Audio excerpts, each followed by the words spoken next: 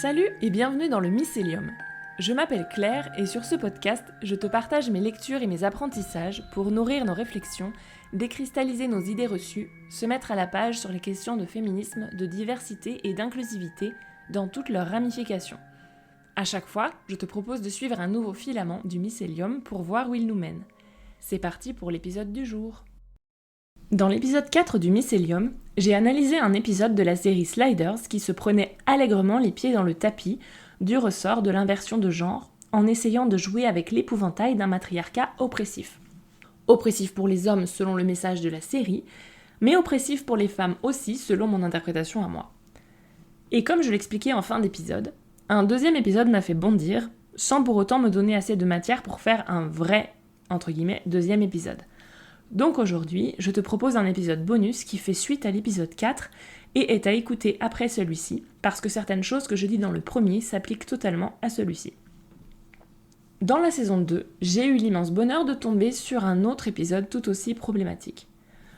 Pour faire simple, cet épisode a tendance à oublier que les femmes sont là pour autre chose que pour faire joli, et quand elle s'en souvient, elle raconte de la merde. Nous sommes dans la saison 2, épisode 4, intitulé « Un monde sans hommes ». Love Gods en anglais. Les titres sont tellement atroces en anglais, on va y revenir. Un monde sans hommes ? Cette fois-ci, un virus s'attaquant au chromosome Y tue la majorité des hommes. Et c'est parti pour les fantasmes des scénaristes, des hommes, qui projettent ce que veulent les femmes au lieu de le leur demander, et racontent n'importe quoi en laissant passer sous leur nez les super thématiques qu'ils auraient pu aborder. Oui, on est sur le même tonneau que le premier. Alors déjà, on vous rassure, un monde sans hommes, ça veut dire un monde avec pas beaucoup d'hommes. Ils n'ont pas complètement disparu non plus. D'ailleurs, je me tords de rire rien qu'à l'idée d'imaginer ces hommes scénaristes écrire un monde où il n'y aurait vraiment pas d'hommes. D'ailleurs, dans ce monde, la grande puissance, c'est l'Australie, qui n'est pas concernée par le virus qui a tué les hommes, et elle est donc forcément plus forte parce qu'il y a encore des bonhommes. Aïe aïe aïe.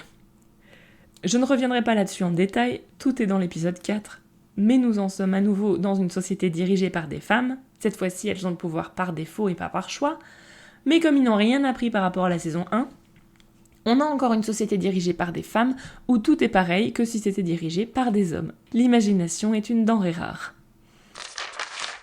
À commencer par la violence. Le premier truc que nos glisseurs remarquent, c'est que dans un magasin de jouets, il n'y a aucune arme. Mais pas de panique, il y a des dinettes. Oui, oui, oui. Youpi! Ça veut dire qu'on va être dans une société moins violente? Ah bah non, enfin. Elles ont une force de police identique à la nôtre et un système quasiment fasciste sur les bords. Parce que bon, il faut faire des bébés. Alors que bon, quand on connaît les statistiques genrées sur la violence exercée à 80-90% par des hommes, on pourrait supposer que sans hommes, elles n'ont pas besoin d'une force de police aussi étendue. Oups, on a oublié ce détail, tiens. Ce qui m'amène au problème majeur de l'épisode. Le consentement masculin. Forcément, pénurie d'hommes oblige, tout le monde s'arrache nos 3 protagonistes masculins dès qu'ils arrivent dans ce monde. Oui, parce que ce qu'on apprend dès le début, c'est que les femmes s'arrachent ses reproducteurs, le moindre homme devient l'objet sexuel le plus prisé de l'humanité. Et entre elles, les femmes ne parlent que d'hommes. Qui a dit Bechdel ? La FIV n'est pas une option. On est sur de la science-fiction quand même vachement à la vieille école. C'est explicitement dit qu'ils ne l'ont pas inventé dans cet univers, ce qui fait qu'on a ce cas de figure archi-glauque où on est forcé à imaginer des hommes contraints de coucher avec 6 femmes par jour. Un genre de dystopie des fantasmes masculins, quoi. Arturo, oui, encore lui, est dégoûté parce qu'il ne trouve plus les infirmières si sexy maintenant qu'elles ont le pouvoir de le forcer à faire des choses. Mais t'inquiète, ça ne donne pas une réflexion sociale sur les fantasmes ou quoi, ça serait beaucoup trop intéressant. Donc la série nous demande d'imaginer ces hommes contraints de coucher avec 6 femmes par jour. La bonne nouvelle, c'est que, comme les hommes bandent forcément dès qu'ils voient une femme, on n'a aucun problème de ce côté-là, c'est tellement pratique et éthique. Parce que oui, si tu t'attendais à ce que cette pénurie de reproducteurs nous invite à nous poser les questions du consentement en les appliquant aux hommes, ben non. Inversion des rôles, raté. Évidemment qu'ils ont envie, puisque ce sont des hommes. Déjà qu'aujourd'hui, les questions de consentement masculin, on s'en tapoté le coloquinte, alors imagine dans cette fabuleuse période qu'étaient les années 90. Dans la même optique, on a le titre anglais Love Gods, soit les dieux de l'amour. Parce que l'amour et le sexe, c'est pareil. Parce que l'amour et la reproduction, c'est pareil. Bon, c'est sûr que sac à sperme, ça aurait fait un petit peu moins vendeur comme titre, quoique. Mais ça aurait été beaucoup moins problématique et beaucoup plus honnête. Et une occasion ratée, une. Et puisqu'on est dans la tête de mecs qui se fantasment dominés par les femmes, on va pouvoir enfin savoir ce que veulent les femmes. Je pense que toute volonté d'avoir un message un minimum politique avait à ce stade complètement déserté l'épisode. On est sur un pur fantasme masculin de ce que veulent les femmes. Et les femmes, bien sûr, elles veulent avoir un homme. Ou une poupée gonflable homme. Oui, je suis allée revoir l'épisode tellement je doutais de ma prise de notes. Franchement, j'ai des doutes quand un vibro suffirait. Là encore, c'est comme la FIV, ça avait l'air un peu trop technologique pour cette série de science-fiction. Ça mérite quand même qu'on s'arrête 2 secondes sur cette fragilité. Ce besoin pathologique de se convaincre que les femmes seraient perdues sans les hommes. Ce qui finalement pourrait expliquer la catastrophe de l'épisode dont j'ai parlé la dernière fois, Un monde au féminin, dans lequel il faut quand même bien convaincre tout le monde que le mieux, c'est quand même de laisser les hommes contrôler la société et que les femmes ne se rendent pas compte que ça ne peut pas durer comme ça. Quand bien même, bizarrement, elles font absolument tout ce qu'un homme aurait fait. Vous avez demandé la logique ? Ne quittez pas. Les femmes aussi, elles veulent des bébés. On nous rappelle que sans enfants, une femme ne peut pas avoir d'amour. C'est le vrai drame de cette perte des hommes. C'est d'un triste. C'est pour ça qu'elle se jette sur nos protagonistes comme des furies à la seconde où elle les voit, dans une scène au réalisme confondant. Les relations d'amitié, les relations entre femmes, les hobbies, les passions, les carrières, tout ça, ça n'est rien, ça n'existe pas face à la perspective d'avoir un homme ou un bébé, ou les deux. Le seul moyen d'être heureuse, on vous dit, c'est ça. Et à défaut d'un enfant, elles veulent quoi les femmes ? À un moment, les femmes détectent la présence d'hommes dans une maison parce qu'ils ont oublié de baisser la lunette des toilettes. Ce qui serait drôle si le reste n'était pas aussi mauvais et pathétique.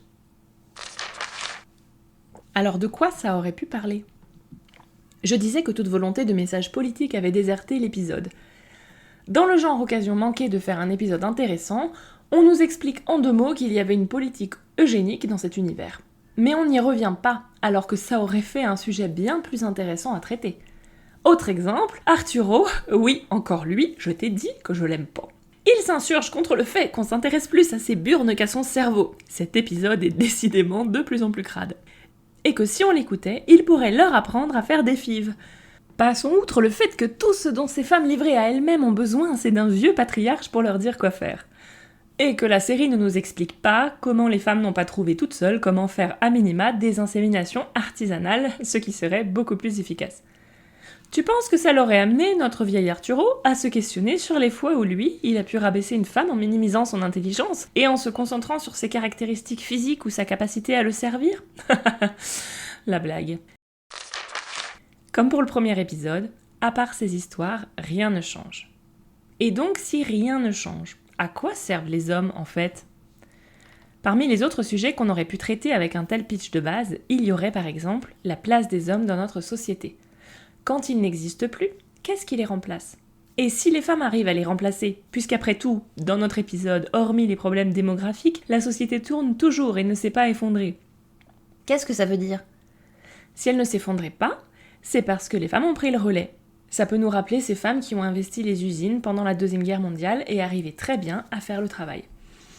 Ça me fait penser à cette réflexion qui m'énerve tellement. On en reparlera quand il faudra porter quelque chose de lourd. Visiblement, ça se passe très bien ici. D'ailleurs, c'est précisément pour éviter d'avoir à porter des trucs lourds qu'on a inventé la roue, le moteur, les leviers et toutes sortes de technologies, les cocos. D'ailleurs, plus sérieusement, comment c'est possible que rien ne change si la population s'est effondrée ? Sans même parler des naissances, on a perdu d'un coup la moitié de la population. Au XIVe siècle, la peste a ravagé entre un tiers et la moitié de la population européenne et ça a complètement transformé, entre autres, l'agriculture. C'est un facteur qui a contribué aux chasses aux sorcières et tous ces événements, ils ont façonné le monde dans lequel on vit encore aujourd'hui. On en subit encore les conséquences de cet effondrement de la population. Alors que là, parce que le plus triste finalement dans cet épisode, c'est qu'hormis la question de la natalité, tout va bien. On est juste en train de flotter dans le cerveau d'un mec en pleine crise existentielle et bad trip fantasme qui se rend compte que le seul truc pour lequel il est indispensable, c'est ce liquide produit par son corps. Et que pour le reste, on se débrouille. Malgré tout ce que la société a pu affirmer et rabâcher depuis des siècles, des millénaires, on se débrouille.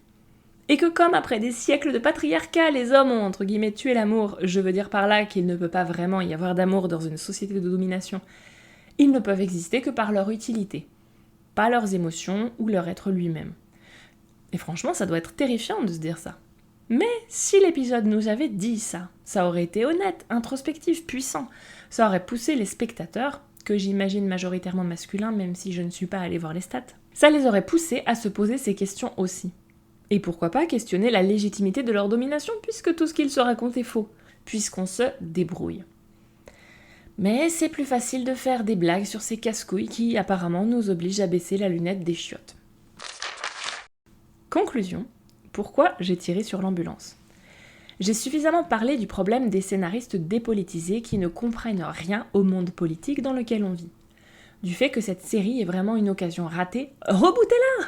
Et là, si tu te dis, une série politique comme ça serait chiant, je t'encourage très fortement à aller jeter un œil à la série The Boys, une réécriture politique des super-héros qui est extrêmement bien faite et pas du tout chiante. C'est même une de mes séries préférées. Mais il y a un autre problème avec tout ça. L'intérêt des mondes parallèles, des multivers, qui sont très à la mode en ce moment, c'est justement de se frotter à d'autres réalités. Et si tel héros était méchant, et si machin avait perdu la guerre, et si j'avais mis mon clignotant. Et en constatant le résultat de ces différents choix, tirer les leçons, grandir, évoluer, gagner en sagesse finalement, en profitant de ce surcroît d'expérience. Alors que dans Sliders, on a 3 hommes à la misogynie crasse millésime 90s, dans le jugement permanent, qui se démènent pour que les multivers deviennent un peu plus comme les leurs, c'est-à-dire patriarcaux et capitalistes. Sans jamais en profiter pour apprendre, sans jamais essayer de se mettre à la place des autres, à commencer par la femme qui les suit dans leurs aventures et est priée de ne pas trop faire d'histoire, mais de quand même se rendre utile. Découvrir d'autres réalités, c'est pourtant le meilleur moyen de développer notre curiosité et nos imaginaires, et c'est tout l'intérêt de la science-fiction. On ne changera pas le monde sans changer nos imaginaires ou en pensant qu'on vit déjà dans le meilleur monde possible. À la prochaine fois! Voilà pour l'épisode du jour. Si tu as des questions, des suggestions ou envie de papoter, on peut discuter sur Instagram ou par email. Ce podcast est réalisé bénévolement, donc tu peux le soutenir en faisant un don sur Tipeee si tu peux te le permettre. Ça m'aidera à couvrir mes coûts, oui, acheter des livres et des croquettes pour mes 5 chats. Et sinon, si ce podcast te plaît, tu peux le soutenir en l'envoyant dans les étoiles, 5 de préférence, et en le faisant voyager autour de toi. Merci beaucoup!